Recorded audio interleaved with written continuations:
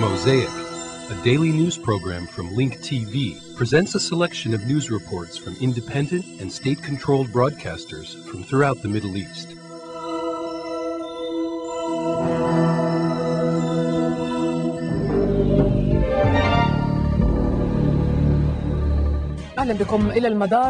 Greetings from Madar. We begin today on the Palestinian issue.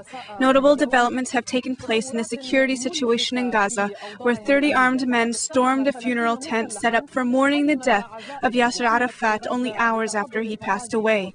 Shots rang out moments after Mahmoud Abbas, the new president of the Executive Committee of the Palestinian Liberation Organization, entered into the tented area. The gunfire resulted in the killing of 2 members of the Palestinian security forces and injuring 4 others. Mahmoud Abbas was described as being unharmed. Moments after the confusion, Abbas exited the tent calmly, surrounded by his personal bodyguards. At the time, nearly 1,000 people were gathered for the event, a large number of them armed. This situation created fear for many of the attendees. Abu Mazen arrived in Gaza expecting to hold a meeting with the Palestinian Liberation Organization and security forces.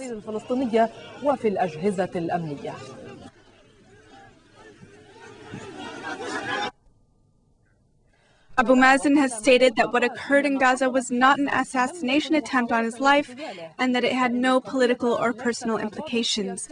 It was merely the result of the crowding of many people and armed individuals causing friction, and then gunshots were fired into the air. There were no confrontations, there were no demonstrations. It was the result of the crowding of people and the result of emotions running high. What occurred was just some shots fired into the air. It was just random fire into the air. As you know, this is a Palestinian tradition. It happens during happy times and sad times. Therefore, it is nothing new to us. When we realized how crowded it was, we asked people to clear out so nothing bad would happen.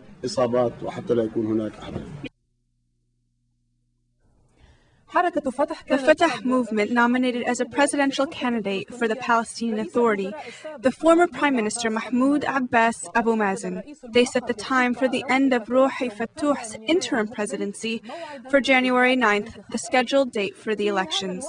Meanwhile, the issue of the possibility that Israel will prevent Palestinians living in Jerusalem from participating in these elections have come to the fore. Palestinian officials responded by confirming these citizens' participation, relying on agreements signed from after the 1967 war until today.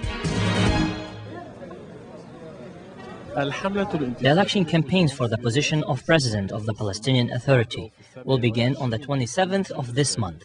The only candidate, as of yet, is the Fatah movement candidate Mahmoud Abbas Abu Mazen. This news comes as it was officially announced after an agreement was made between the Central Committee of the Fatah movement and the Executive Committee for the Palestinian Liberation Organization. The agreement calls for holding the Palestinian elections on January 9th. The door of opportunity will be opened from the day of November 20th, 2004, for a period of 10 days. اعتبر محمود عباس في مرحلة من المراحل ثاني أبرز المسؤولين الفلسطينيين. Mahmoud Abbas is considered the second most senior official after Yasser Arafat. He was born in Safad when Palestine was still under British mandate in 1935. He was one of the founders of the Fatah movement. He studied law in Egypt before receiving his doctorate degree in a Russian university in Moscow. He is considered as Arafat's lifelong companion, who has been with him in Jordan, Lebanon, and Tunis. He remained working from behind the scenes, and he still has a network of communications with Arab and foreign nations. He is among the official Palestinian leaders who opened a dialogue with the Jewish left wing and movements that call for peace inside of Israel, even before negotiations between Palestinians and Israel were launched. Abu Mazen comes with wide-scale experience as one of the engineers of the Oslo Accords. In the year 2003, he became the Palestinian Prime Minister for a period of only 4 months before resigning. However, he was returned to the fore after the death of Arafat. The interim government called on the Central Elections Committee to finish recording the names of Palestinian voters who were not able to record their names during the original time period. The biggest problem facing the elections process is the prohibiting of Palestinian residents living in Jerusalem from participating in choosing a president. This issue was addressed by the Israeli Foreign Minister Silvan Shalom before traveling to the United States to meet with his American counterpart. He absolutely refused any participation of the residents living in Arab neighborhoods in Jerusalem because these areas belong to the Israeli government, not to the Palestinian Authority. According to Israeli broadcast reports, Sharon ordered his foreign minister to announce this position during his weekly cabinet meeting. These news reports did not announce whether or not the Israeli prime minister will agree to such participation. Rather, the focus was about looking for officials within the Palestinian society. However, an Israeli minister made statements similar to that of Sharon. لكن تصريحا آخر لأحد الوزراء صب في خانة موقف شالوم. Jerusalem is the capital city of Israel. القدس هي عاصمة إسرائيل. Jerusalem is the capital of Israel. It is part of the Israeli political arena. It cannot be part of an election of the Palestinian Authority. In the end, it would lead to the division of the capital of Israel. But all the Israeli agreements signed with the Palestinians give the right for Palestinian citizens living in Jerusalem to participate in presidential elections. This is what happened in the past. However, for Palestinians, this is yet another step further away. Every time Jerusalem is discussed, they are faced by a negative position from Israeli authorities. They fear that in the future there will be no acknowledgement of the Palestinian right for Jerusalem as the capital of the future Palestinian state. We turn to Ramallah, where we'll talk to Dr. Hanan Ashrawi, a member of the Palestinian Legislative Council, about Jerusalem. Dr. Hanan, do you think that what happened today in one of the funeral tents in Gaza was politically or personally directed towards Abu Mazin? No, I don't think so. I think more is being made of this incident than it deserves. However, the issue of weapons and firing gunshots in the air and the presence of weapons during special occasions and without special occasions. There needs to be a prohibition of carrying weapons and not firing gunshots into the air during funerals or weddings, as what happened during the president's funeral when several people were injured there, as well as the disorder that took place in a funeral tent in Gaza. We are telling everyone to not bring weapons into crowded squares and to not fire into the air, as well as to not exhibit a major military presence in Palestinian society, because it really has a negative impact. This is what happened today, and it is the result of a lack of responsibility in the using of weapons.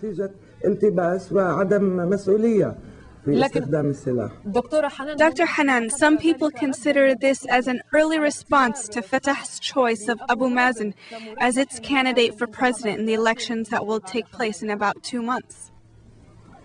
I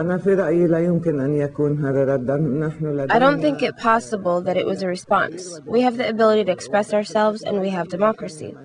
Inside Fatah as well, they can express themselves freely and honestly, whether they have different opinions or other candidates, or they want to nominate 2 or 3 candidates. They have democratic and political means of doing this through official and reasoned discussion. This is what is requested, and the issue is still open to everyone.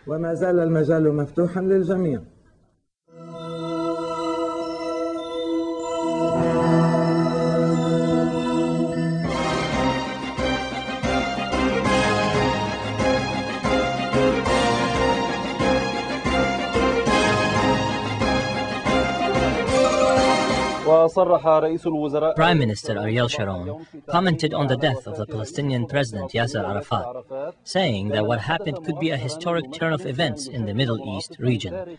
He confirmed that Israel seeks peace and will continue its efforts to achieve a comprehensive settlement with the Palestinians without any delay. Foreign Minister Silvan Shalom and the opposition leader Shimon Peres also commented on the death of Yasser Arafat.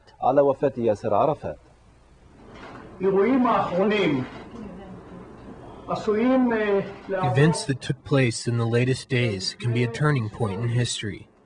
In the Middle East, Israel is a country that seeks peace, and it will continue its efforts in order to achieve a peaceful settlement with the Palestinians without any delays. I hope that the new Palestinian leadership will realize that the progress in relations with Israel and solving problems depends on stopping and fighting terrorism before anything else. These are historic times. We are at the dawn of a new era in the Middle East, an era which carries the possibility and the hope of real change for the better. We hope that the end of the Arafat era will also be the end of the era of terror. For decades, Israel has lived under the shadow of terror. Terror which has destroyed the lives of thousands of innocent people and taken a huge toll on our society and our economy. At this time, we all feel once again the terrible pain and sorrow that we have suffered at the hands of the terrorists and those who encouraged and led them. Now we face the possibility that things might be different. The State of Israel has never abandoned its desire to live in peace with the Palestinian people. At this historic crossroads, we continue to stretch out our hands to the Palestinian people in peace. Israel is not, nor will it be, involved in any way in the question of who runs the PA. It is the Palestinians who will determine their own future, not Israel. It is our hope is that whoever leads the Palestinian will fight terror. This is a requirement included in phase 1 of the roadmap and endorsed by the entire international community. And it is the only way we can get back to the direct negotiations needed for peace. He has his ups and downs. He has policies that were totally wrong and attempts which were very interesting. Basically, the wrong policy was terror. I do believe objectively that Arafat and the Palestinian people could have achieved much more if they would go to the political road and negotiate than to go to the terroristic front and fight.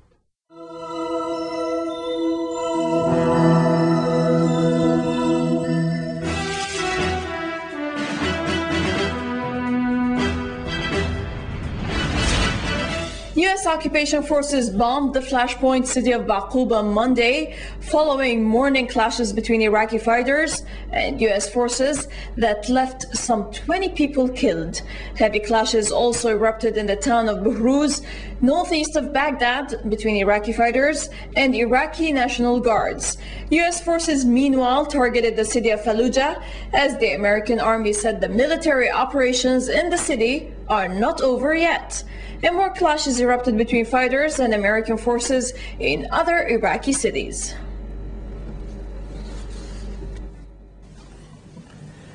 U.S. warplanes struck Fallujah again on Monday as U.S. occupation forces said in a statement that the city had been placed under control, but that operations were not over. American and Iraqi soldiers stormed mosques and buildings, blowing the gates of houses with explosive, searching for what they say were insurgents and weapons. And we will not stop till we have gone back and cleared each and every building within the town to make sure that any diehard insurgents or intimidators or terrorists that want to dig in and want to fight to the death, that they have been accommodated, and that we have cleared all of the ammunition and the weapons, the explosive bomb-making materials for both individual explosives and rigging cars for explosives. The U.S. military said at least 38 of its soldiers were killed and 275 wounded in the week-long battle. U.S. forces claimed some 1,000 fighters were killed and 450 to 550 others captured. There is no word on civilian casualties, but residents say many people have died.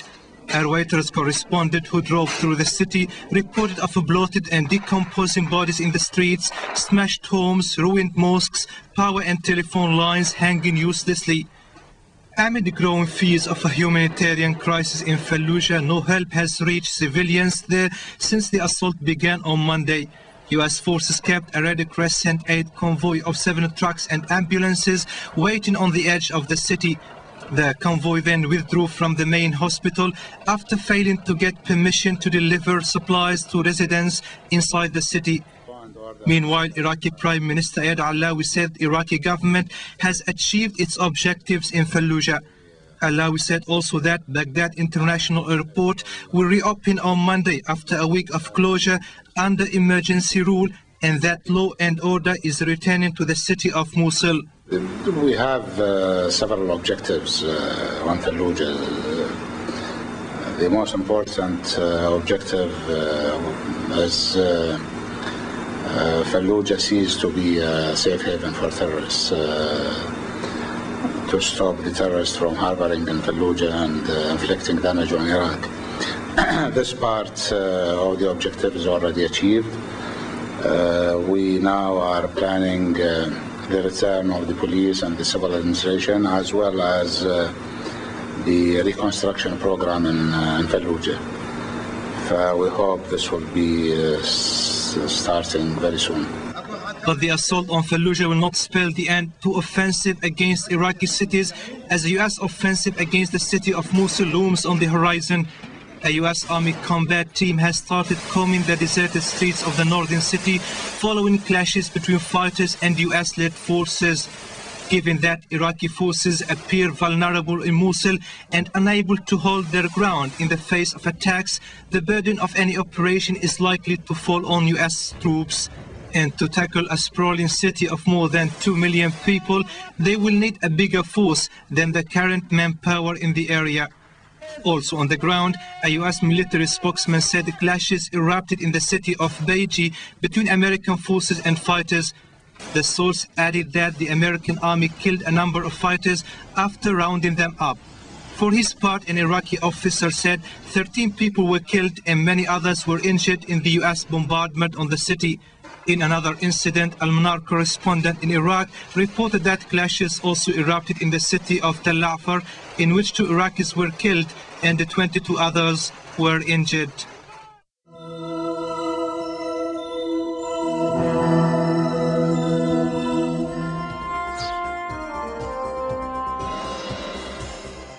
U.S. warplanes, artillery and mortars attacked areas of the Iraqi city of Fallujah as die-hard insurgents held out to the last in the week-long battle. The U.S. military says it has taken full control of Fallujah, but scattered pockets of resistance remained, particularly in southern parts. U.S. sources said the offensive has left 38 U.S. soldiers, 6 Iraqi troops and more than 1,200 insurgents dead. Reporters traveling in the city saw decomposing bodies in the streets, smashed homes, ruined mosques, and severed power and telephone lines. Large areas lie in ruins, devastated by the ferocity of the U.S. military's 7-day onslaught. U.S. tanks spread out within Fallujah as Marines hunted down insurgents in a cleanup operation. The U.S. Marine general, who commanded the fight to take Fallujah, said those who remained were the rebel hardcore who would be killed. He denied there was an aid crisis in the city.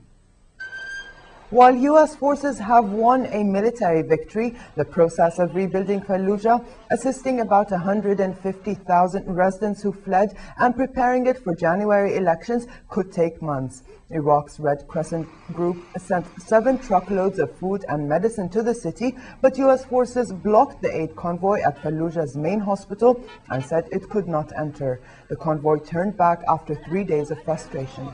Aid agencies have described the situation as a humanitarian disaster, basing their view on the accounts of refugees who have fled and images broadcast on television. The Iraqi Red Crescent says it knows of at least 150 families trapped inside Fallujah in desperate need of aid. Violence and heavy fighting also continued in other parts of Iraq. U.S. airstrikes were launched against insurgents who overran police stations and other areas in the Iraqi city of Bakuba, killing about 20 of them. Explosions and gunfire echoed across the city as U.S. and Iraqi forces battled to restore order after insurgents attacked a police station and U.S. troops at a traffic circle. U.S. planes dropped 2 500-pound bombs on Bakuba after 15 rebels came in from outside the city and positioned themselves on a rooftop, set up roadblocks and planted roadside bombs. in the northeastern town of Bohriz. Insurgents clashed with Iraqi police when gunmen stormed the police station using machine guns and rocket-propelled grenades. A gun battle ensued and 4 police cars were burned. In Kirkuk, saboteurs blew up a section of an oil pipeline while flames raged in 4 oil wells after a string of bombings the previous day. And in Baiji, U.S. helicopters fired missiles at suspected insurgent targets after clashes wounded several people. Insurgents set fire to a storage tank at an oil pumping station along Iraq's main export pipeline to Turkey. In southern Baghdad, 6 Iraqis were killed and several others wounded in mortar attacks. The morning attack in the Dura neighborhood has left women and children dead. U.S. Secretary of State Colin Powell has resigned, but will stay on until his replacement is named as Washington makes a new push for Middle East peace. Powell is the highest level official to quit since Bush won re-election and one of 4 cabinet members whose resignations were announced. The others were Energy Secretary Spencer Abraham, Education Secretary Rod Page, and Agriculture Secretary Ann Venman. The White House confirmed the resignations. Powell, who was consistently the most popular cabinet member in President George W. Bush's first term, handed in his resignation on Friday ahead of a planned trip this month to the Middle East to possibly meet Palestinian leaders. It was not immediately clear who would replace the former 4-star general who failed as a top U.S. diplomat to build a wide international coalition for Bush's invasion of Iraq. According to Republican Party and diplomatic sources, U.S. Ambassador to the United Nations John Danforth and Bush's National Security Advisor Condoleezza Rice are leading candidates to replace Powell. Speaking to reporters, Powell said the Middle East peace process and the insurgency in Iraq were top of unfinished business that needed to be urgently addressed by the Bush administration. Urgent basis. Well, we have to make sure that we continue to pursue the global war against terror. We have to consolidate the very significant gains we've seen in Afghanistan, and we have to make sure we defeat this insurgency in Iraq. I think a new opportunity has presented itself in the Middle East, and President Bush has spoken to this, and hopefully over the next few weeks I'll be able to see how much potential there is in this new opportunity in the Middle East with the passing of Chairman Arafat. Powell leaves in the wake of Palestinian President Yasser Arafat's death, which the Bush administration has said presents a new opportunity for peace. A Palestinian official said Powell is expected to visit the West Bank for talks next week in what could signal a revival of Middle East peace efforts. In Washington, a senior State Department official said the U.S. was exploring the possibility of a visit to the West Bank around the time of Powell's scheduled trip to the Egyptian Sinai resort of Sharm el-Sheikh for a conference on Iraq. Reacting to his resignation, Palestinians were unmoved. Palestinian officials said Powell's resignation was an internal U.S. issue. They said his visit to Ramallah would still take place on November 23rd. Well, I can see him resigning, that was a rumor even before the elections. And yes, I think the Palestinian Foreign Affairs Minister has announced that Powell is going to visit Ramallah on the 23rd of November. Israel held out the prospect of coordinating a planned unilateral Gaza pullout with the Palestinians if a new leadership succeeded Yasser Arafat cracked down on activists. A senior Israeli official made the remarks before news of the resignation of U.S. Secretary of State Colin Powell. The Palestinians plan to hold a presidential election on January 9th to pick a successor to Arafat. U.S. officials said Washington was preparing with European allies to help provisional Palestinian leaders organize a vote and reform Arafat's security forces to contain activists. Palestinian Foreign Minister Nabil Sha'ath said there was agreement within the mainstream Fatah faction to nominate Mahmoud Abbas for the elections. Iran's chief nuclear negotiator has said his country will stop converting uranium from November the 22nd to dispel fears that Tehran is seeking atomic arms. But Hassan Rouhani said Iran still wanted a full nuclear fuel cycle, which would include uranium enrichment. He said Europeans assented to that goal and had told Iran it only had to suspend its atomic activities for months rather than years. Rouhani expressed hope that a deal struck with the European Union would mean the board of the UN nuclear watchdog would start to discuss dropping Tehran's dossier from its agenda. Tehran is seeking to avoid being referred to the UN Security Council for possible sanctions. The International Atomic Energy Agency meets on November 25th to discuss Iran's nuclear program. The IAEA has said Iran had not put any nuclear materials it declared to the watchdog into prohibited activities, but the existence of covert nuclear operations could not be ruled out. A confidential report by the IAEA also said UN inspectors were investigating attempts by Iran to acquire materials that could be used for uranium enrichment at a raised site called Mazin, which Washington suspects may have been linked to atomic arms work. What I can say ultimately is that all the declared nuclear materials in Iran have been accounted for, and we are confident are not being diverted for military activities. What I cannot say at this point is obviously also reported in the report that we are not yet in a position to conclude that there are no other undeclared nuclear materials in Iran. That's a question that we're going to need a much longer period of time to find an answer to.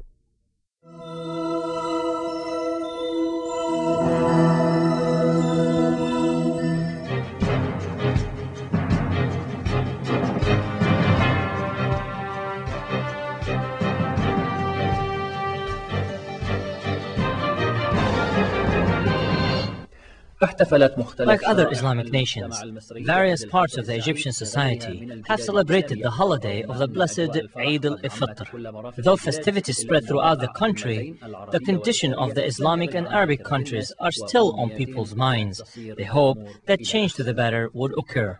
With these prayers, Muslims welcome the blessed Eid al-Fitr. And since the majority of the Egyptians were obligated to fast during Ramadan, crowds of worshippers poured into squares and plazas for Eid prayers. The Egyptian family, with all its members, men, women, children, senior citizens, all poured into places of prayer where they praised God and prayed. After worshippers performed the Eid al-prayer, then worshippers listened to the Eid sermon, which focused on hardships faced by the Arab and Islamic worlds this past year and on what is taking place in Palestine and Iraq.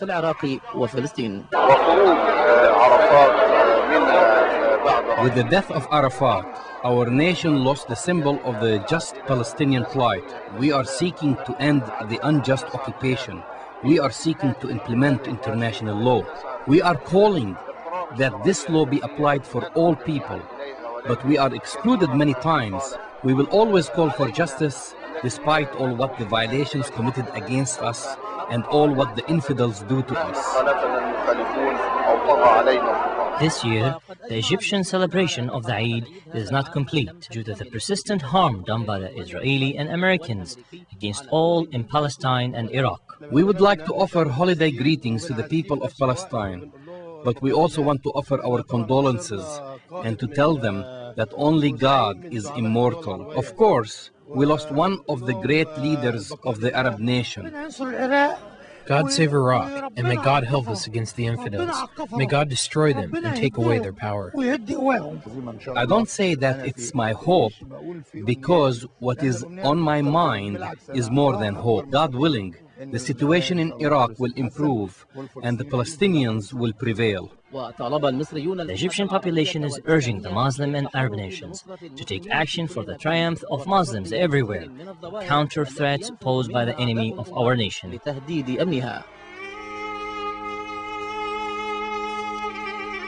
The views expressed on Mosaic are not those of Link TV or its sponsors, but of the broadcasters themselves. Mosaic is made possible by a grant from the John S. and James L. Knight Foundation, which promotes journalism excellence worldwide and invests in the vitality of 26 U.S. communities, and the William and Flora Hewlett Foundation.